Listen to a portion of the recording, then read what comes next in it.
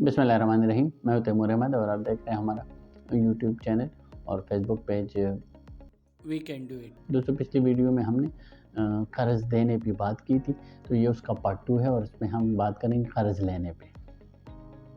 दोस्तों, इस्लाम में जहाँ कर्ज़ देने को इतना अफजल कहा गया है ना, उतना ही कर्ज़ लेने को मना फरमाया है।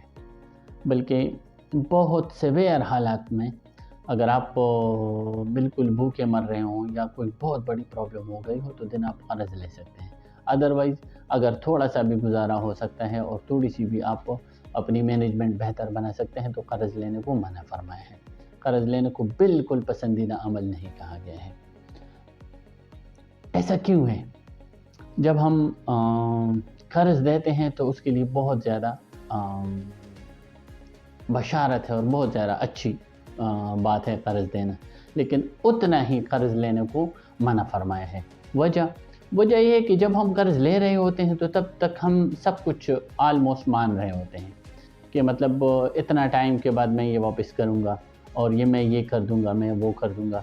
जब हम कर्ज़ ले लेते हैं, वो वक्त आता है तो दिन हमारे पास किसी भी प्रॉब्लम की वजह से वो पैसे अक्सर नहीं होते जो कि हम इन टाइम वापस कर सकें। तो इसमें सबसे पहली जो बात होती है, हमारा वादा टूटता है। जब हमारा वादा टूटता है तो इससे दूसरे बंदे का दिल टूट जाता है, और वादा टूटना या वादा के ख़िलाफ़ करना ये मुनाफ़िक़त है, ये मुनाफिक की निशानी है। और इस्लाम में आपको पता होगा कि मुनाफिक बंदे को किस तरह डील किया जाता है। लिहाजा अगर आपके पास प्रॉपर वापसी का निज़ाम ना हो तो देन इट्स बेटर कि आप कर्ज़ ना लें। अच्छा, जब हम कर्ज़ लेते हैं ना तो उसमें हम कुछ वादे करते हैं, ज़ाहिर है वापसी के हम वादे करते हैं। तो इस वादे में सबसे पहली बात तो ये है कि हमें सपोज़ हम कह देते हैं कि 6 महीने के बाद मैं ये अमाउंट आपको वापस कर दूँगा। तो 6 महीने के पहले तो मेरी ज़िंदगी की गारंटी नहीं है मेरे पास। तो जो चीज़ मेरे पास ना हो, जो गारंटी मेरे पास ना हो, वो मैं किसी को 6 महीने के बाद वाली गारंटी कैसे दे सकता हूँ? चलो मैं कुछ ज़िम्मेदारी किसी पे डाल दूँ या किसी और बंदे को, या कुछ भी इसमें मैं ऐड कर सकता हूँ कि मैं रिस्पॉन्सिबिलिटी के साथ ये अमाउंट आपको वापस कर दूँगा। सो जो चीज़ मेरे पास है ही नहीं वो मैं किसी को क्या दूँगा?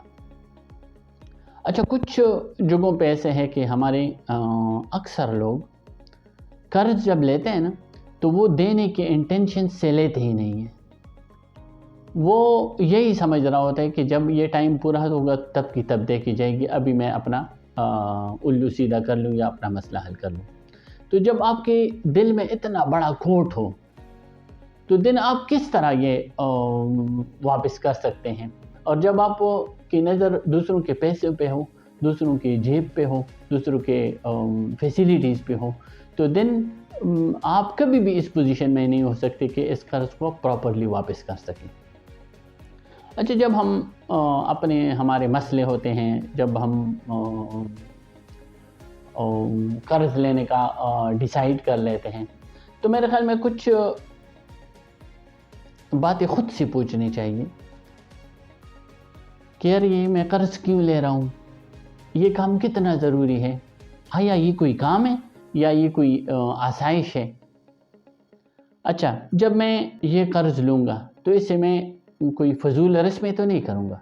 जैसे हमारे यहाँ शादियों के लिए लोग इतना बड़ा कर्ज़ा ले लेते हैं कि किसी ने जहेज़ बनवानी है और किसी ने लाइटिंग की और किसी ने खाना देना है।